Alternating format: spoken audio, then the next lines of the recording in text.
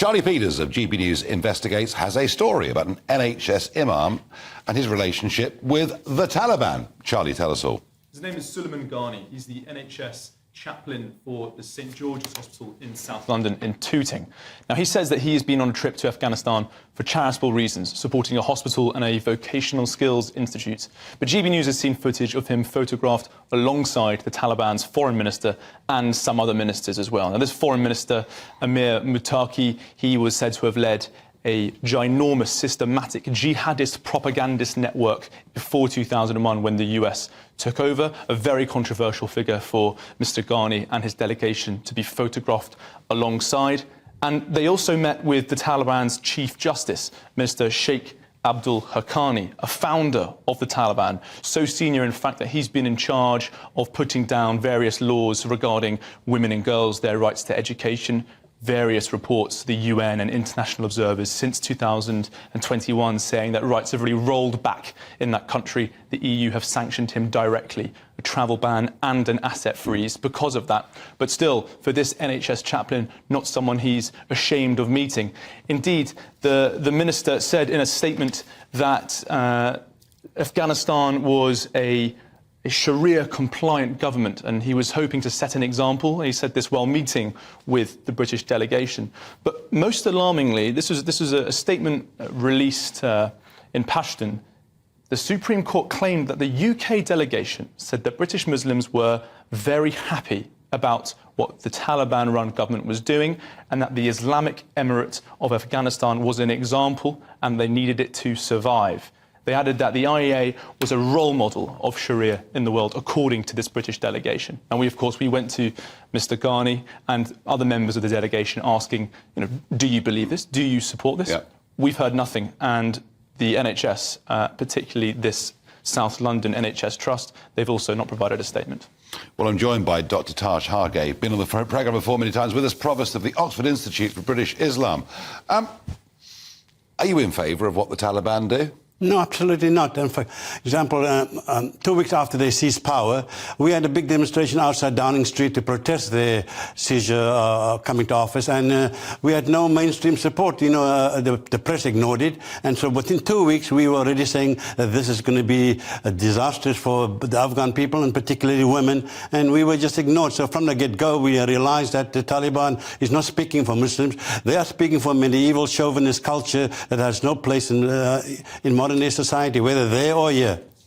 So, I mean, what do you say about a delegation, including, an NHS imam going, being photographed, being supportive of this extreme culture? Well, we have a big problem here. For example, this imam was a chaplain at the hospital, yep. But we also have imams as chaplains at prisons and at colleges and universities. All of them are actually Taliban in disguise. Because if you look at them, what are the telltale signs? Firstly, they're all members of the FHB, Facial Hair Brigade. Secondly, they all wear Middle Eastern and Indo-Pak costumes because they think that's the way you should be. Islam doesn't have a cultural obsession with clothing or with beards and whatever. And so the way to weed these people out of important positions like chaplains at hospitals, colleges and prisons and so forth, is to have vet them for their theology. Now, if you investigate Suliman Gani and others, all of them are in favour of female oppression. All of them are in favour of giving no rights to LGBT and so forth. All of them. So how come the British establishment, in this case the hospitals, the prisons, the colleges, allow such people to have such positions? Yeah, well, and if you want to come on this programme and answer this, you haven't answered yet, Charlie Peters, you can. But who sorts this out, Taj? I mean, is it not a fair criticism that Islam has not been very good at policing itself in Britain? Absolutely, but then we are living in this society. I have to follow law and order here, and so whoever's in authority here, whether it's prisons, hospitals, colleges, whatever, they need to make sure that the people representing this faith are not Taliban in disguise, are not Salafi extremists. And how big is the problem? I mean, you're being very frank about this. Absolutely, the problem is huge. But for example, the point is the establishment people like you and even the mainstream media and this media, they are not giving us enough support to fight these people. I mean, we need to defeat them in terms of ideas, to show them, listen, that their perversity, their distortion of Islam has got nothing to do with the faith. This is just a caricature of medieval culture that has no place, like I've said, in modern-day society. Well, I can assure you that you're we're very happy to have you on here saying that.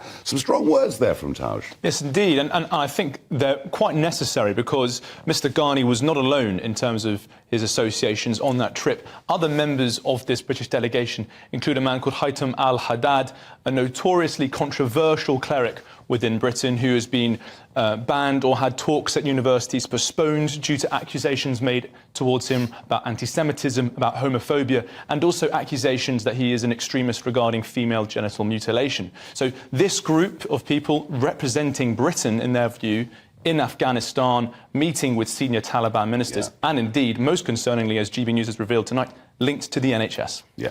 Charlie Peters, thank you. And Taj, thank you. Thank you. You spoke very, very strongly there, and I'm sure it'll get a huge amount of support Thank you. from our audience, and very important too.